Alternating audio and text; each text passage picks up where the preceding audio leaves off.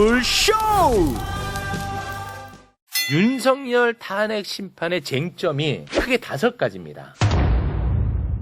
하나하나 정확하게 따져보겠습니다. 자, 1번 비상계엄의 절차적 적법성. 이거는 뭐 수도 없이 우리가 했죠. 네. 국무회의 없었지. 그렇죠. 그리고 국회에 통과해야 되는데 통과하지 않았지. 네. 이거 빼박 아닙니까? 대통령은 헌법 69조에 따라 취임하는 날 네. 헌법 준수 의무를 선서합니다. 비상계엄은 77조 1항에 네. 전시 또는 사변, 전시 사변 또는 이에 준하는 국가 비상사태 그것을 요건으로 합니다. 윤석열이 불만으로 하는 정치적 상황 절대 요건에 해당하지 않습니다. 아, 요건에도 맞지 않았고 절차도 맞지 않았고. 국방장관이나 행안부 장관이 국무총리를 거쳐서 그렇지. 대통령한테 해야 되는데 맞네. 한덕수는 죽어도 안 들었다고 그러고 맞아. 김용현은 귓속말 했다 그러고 지금 이러고 있는 그렇죠. 거죠. 1번 위헌 끝났어. 자, 윤석열 탄핵 심판 쟁점 2번 포고령 1호입니다. 1번부터가 그냥 위헌이죠. 국회와 지방의회, 정당의 활동과 정치적 결사, 집회, 시위 등 일체의 정치 활동을 금한다. 요거 그냥 똑 떨어지는 위헌이죠? 먼저 형식적으로 보면 포고령, 명령입니다. 네. 헌법 82조에 대통령의 국법행위는 문서로서 한다. 그 문서에는 총리와 각부 장관이 서명해야 된다. 없어요. 국회, 지방의 일체 정치 행위를 금한다라고 했는데 비상계엄이 선포되면 77조 5항 비상계엄 해제 동의 절차 정치 활동해야 됩니다. 그렇죠. 그런데 그것을 일체 금지한다. 그러면 77조 5항을 위반하는 겁니다. 그렇습니다. 그런데 이 위헌적 포고령이 심지어 집행이 됐어요. 이 김봉식이가 나와갖고 얘기했어요. 맞네, 맞아요. 그 장면 보고 오겠습니다. 이 포고령 1항 때문에 결국 다시 전면 통제로 돌아갔던 거죠. 포고령 1항이 말하자면 우선한다고 판단했던 거죠.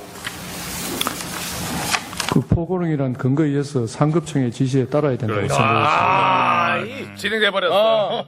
위헌적 포고령이 심지어 집행이 됐어. 그냥 끝났죠? 저렇게 되면 바로 전두환 판결. 96도 3376 대법원 판결 내란이다. 자, 그리고 3번 국회 봉쇄요. 국회 봉쇄하는 장면은 우리가 수도 없이 봤죠. 그런데 윤석열의 지시가 있었냐? 이게 이제 중요하지 않겠습니까? 그런데 너무 많은 증언과 증거가 넘쳐납니다. 대통령께서 저한테 직접 비아폰으로 전화하셨다고 분명히 말씀드렸고 그때 아직 의결 정족수가 채워지지 않은 것 같다. 빨리 국회 문을 부수고 들어가서 안에 있는 인원들을 밖으로 끄집어내라 라고 지시를 받았다고 말씀을 드렸습니다. 사령관님께서 상부 지시로 문을 부수고 국회의원 끌어내라, 필요하면 전기를 차단해라 이런 지시를 받았죠? 네. 00시 50분에서 01시 사이에 보안폰으로 전화하셨습니다. 화상회의를 했는데 대통령님께서 문을 부셔서라도 국회의원을 끄집어내라 또 말씀하셨어. 그리고 마침 그 전화가 끝날 때쯤 일대대장 전화가 왔습니다. 그래서 제가 동일한 대통령님께서 이러한 지시를 하셨다라고 했는데 나중에 수사 과정에서 그 녹취가 돼 있는 게 확인됐습니다. 네, 녹취까지 있다는 것이죠. 그렇지. 여단장님 진술 들으셨잖아요. 예, 네, 모두 사실이죠. 예, 사실입니다. 자, 대통령님 지시라는 그 단어는 제가 기억하고 있습니다. 자, 복수의 증언 같이 계속 차여있던. 다 쏟아지고 증거까지 있는 상황. 그렇죠. 그리고 또 이진우 수방사령관. 총을 쏴서라도 문을 부수고 들어가서 끌어내. 본회의장으로 가서 4명이 1명씩 들쳤고 나오라고 해. 빨리 들어가. 아니 못 들어가는데 왜 자꾸 그러십니까? 자, 또 떨어지죠. 네. 자, 그리고 또 조성현 수방사 1경비 단장. 본청 안으로 들어가라. 국회의원을 끌어내라. 이렇게 했단 말입니까? 그렇습니다. 내부로 들어가서 의원들을 끌어내라. 끝이 자, 없다. 끝이 없어. 국회 봉쇄는 끝났지 이제. 네. 끝났지. 요거 대통령 직접 한 거예요. 군영법 5조 반란 1호 우두머리 사형 여기 똑 떨어지는 겁니다. 네. 헌법 33조 공범과 신분 군인이 아닌 대통령이라 하더라도 군인에게 이렇게 지시를 했으면 바로 그 형은 군용법의 형으로 처벌한다. 네. 내란이 아닙니다. 바로 이러한 반란죄. 증거들이 반란입니다. 저희는 지금 탄핵에 대한 이야기를 하는데 형사재판까지 같이 이렇게 좀 꼭 얘기하고 싶었습니다. 너무 얘기하고 싶어가지고. 네, 꼭 얘기하고 싶었습니다. 자, 그러니까 1번, 2번, 3번 국회 봉쇄까지 끝났지. 네. 이거 이견이 어떻게 있어, 맞지? 한두 개가 아니지. 끝났지. 자, 증거가. 4번 중앙선관위 장악 시도. 중앙선관위에 개헌군이 간 장면은 수도 없이 봤잖아. 그렇죠. 자, 이 선관위의 장악을 윤석열이 직접 지시를 했다는 것만 우리가 알면 이것도 똑 떨어집니다. 요 직접 지시. 끝나 이것도. 그런데 너무 고맙게도 윤석열이 헌재에 나와서 자백을 해줬어. 선관위에 좀 보내라고 한 것은 제가 김용현 장관에게 얘기를 한 겁니다. 잘했다. 아이고 다행이다. 아, 나 이것도 까먹을 뻔했네. 와, 직접 얘기를 해줬네. 감사합니다, 진짜. 아, 이거 너무 중요한 거거든, 진짜. 우리는 지금 헌재가 중요하단 말이야. 네. 탄핵 심판이니까. 헌재에서 얘기를 했어. 아, 눈물 날 것 같네, 나 이거. 이게 진짜 너무 감사해. 네. 똑 떨어져. 헌법재판관들은 저 이야기 들었으면 피가 거꾸로 솟았을 겁니다. 대통령도 헌법기관, 선관위도 대등한 헌법기관이지 그렇습니다. 행정기관이 아닙니다. 헌법기관과 헌법기관은 그 직무에 대해서 관여하면 안 된다. 그렇습니다. 헌법재판소 결정으로 나와 있는 겁니다. 네. 그래서 아마 저 선관위원장은 재판관들, 예. 대법관이잖아요, 그래서 형법 91조 이 헌법기관의 기능을 무력화하려고 했다. 네. 이게 바로 국헌 물론 목적이다. 아, 윤석열 탄핵 심판 쟁점. 4번. 4번 중앙선관위 장악 시도 끝났지. 네. 이거 뭐 어떤 이견이 있어? 이거 끝났잖아. 자, 5번 주요 인사 체포 지시입니다. 주요 인사 체포 지시에 대한 사실관계는 복수로 또 확인이 됩니다. 여인영에게 체포 명단을 받았다고 하는 사람이 현재 밝혀진 것만 최소 3명이에요. 네. 일단 홍장원 1차장의 메모는 수없이 우리가 봤죠. 네. 그리고 조지호 경찰청장, 그리고 김대우 방첩사 수사단장인데 조지호 경찰청장은 체포 명단을 여인으로부터 받았던 것도 받았던 거고 네. 이것보다도 현장에서 직접 윤석열에게 전화까지 받습니다. 조 청장 국회에 들어가는 국회의원들 다 잡아. 체포해. 불법이야. 체포해. 체포해가 들어가 있구나. 체포해. 체포 명단이고 뭐건 다 체포해. 나발이고 현장에서 또 얘기했어 또. 자, 김대우 방첩사 수사단장이 받았어. 네. 그래가지고 방첩사 대령들을 쫙 모았어. 거기서 또 지시를 하다랍니다. 거의 8명인가 있어요. 대령들이. 네. 근데 그 가운데 대령 4명이 나 받았다. 똑같다. 그거 검찰에 가서 진술합니다. 4명 크로스 체크? 4명이 다. 오. 그리고 그 중에 한 명이 메모를 해. 누구누구 체포하라. 이거 검찰에 제출했어. 메모 제출했다고. 더 이상 어떻게? 그런데 개헌법 13조 계엄 시행 중 국회의원은 현행범인인 경우를 제외하고 체포 또는 구금되지 아니한다. 현행 범인인 경우를 제외하고는 네. 체포하면 안 돼. 이게 개헌법이야. 다른 법도 아니고. 계엄법에 끝났잖아. 쟁점 5개 다 끝냈잖아. 김경호가 없어도 끝내. 김경호가 없어도. 근데 궁금한 거는 와. 이 5개 중에 하나만 해도 탄핵이 되는 거잖아요, 사실. 이거는 막 다 깔끔하게 정리가 됐어. 더 이상의 이견도 없고 뭐 다른 얘기도 할 것도 없어. 근데 이게 탄핵에 이를 정도의 중대하냐?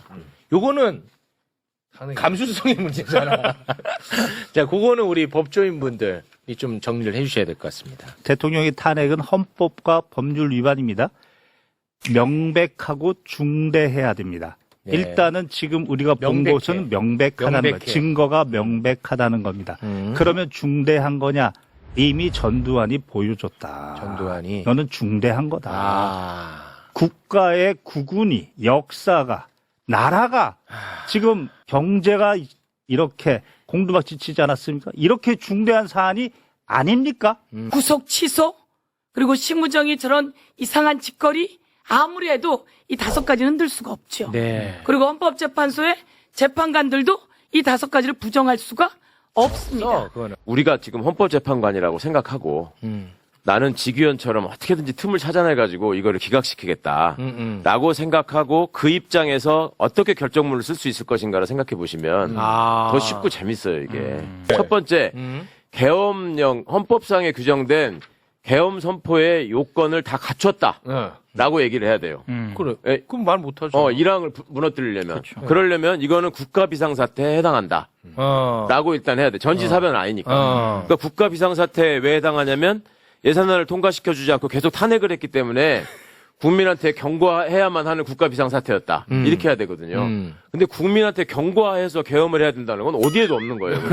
그러니까 그거를 쓰는 것 자체가 너무 웃기는 불가능하죠, 얘기야. 그거는. 불가능하죠. 못 써, 그렇게. 그 다음에 국무총리를 거치지 않았고 국무회의도 안 열린 것 같다. 그렇지만 이거는 형식적인 절차에 불과해서 이건 안 해도 된다라고 써야 돼. 그렇게 써야 돼. 네, 근데 그거는 못 쓰잖아. 애초에 이거를 써놓은 이유가 대통령의 모든 행위는 국무회의 심의를 거쳐서 아까 부서야 된다고 돼 있잖아요. 돼 있잖아. 그러니까 이 중요한 일을 그걸 안 거쳤다고 안 거친 게 괜찮다라고 쓸 수가 없어요. 지금 이거는. 못 써. 두 이 번째. 지기현이 와도 못한다. 이거는 지기현도. 두 번째, 포고령이 위헌이 아니다라고 해야 돼요, 이제. 정치활동을 금지할 수도 있다. 근데 이제 개헌법에 국회가 폐회돼 있다고 하더라도 대통령은 국회를 소집해야 돼요.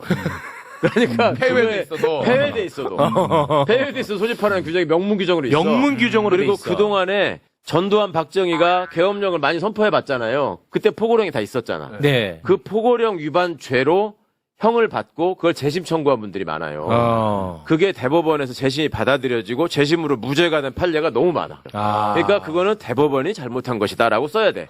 헌재에서 그걸 기각시키려면. 그건 어려워. 그동안에 여러 번 한 게 다 잘못이다. 세 번째, 국회를 점거한 게 아니다라고 얘기를 해야 돼요. 국회를 봉쇄한 적이 없다. 국회 유리창을 깨고 들어가서 시민으로부터 국회를 경비하기 위해서 한 것이다.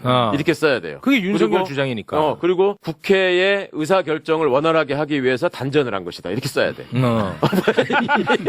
이게 되겠냐고요. 와, 이거 쉽지 않은데. 그 다음에 선관위를 점령하려고 하지 않았다. 일단 윤석열이가 선관위에다가 군대를 보낸 적이 있다라고 하는 걸 믿기 어렵다라고 써야 돼. 그건 안 되잖아. 기본적으로. 자기 다 같이 들었잖아. 그리고 지시를 했다고 하더라도 선관위를 점거하려고 한 적이 없다라고 해야 되는데 선관위 가서 제일 많이 했어. 일찍 가기도 했고 휴대폰도 뺐고 휴대폰 뺐었어. 서버 다 촬영하고 이런 게 다 나와버렸잖아. 네. 그러니까 그거는 우리가 헛것을 본 것이다. CCTV가 조작했다 이렇게 써야지. 기술물을 쓰려면. 그 다음에 지기현도 못해. 다섯 번째 체포 지시를 한 적이 없다. 체포하려고 한 적이 없다라고 해야 돼. 이거는 홍장원이 자기 상상력에 의거해서 자기 아는 사람을 그냥 메모지에다 적은 거다. 요렇게 해야 돼요. 홍장원의 말을 절대 믿을 수 없다. 네. 이러다 보니까 이제 조지호나 방첩사 애들이 마음에 걸리잖아. 그거 안 돼. 그거는 너무 많아. 우연한 기회에 생각이 일치했을 뿐 이 사람들은 서로 연락을 주고받았다는 증거가 없다. 그러므로 나는 이거는 파면사회에 해당하지 않는다.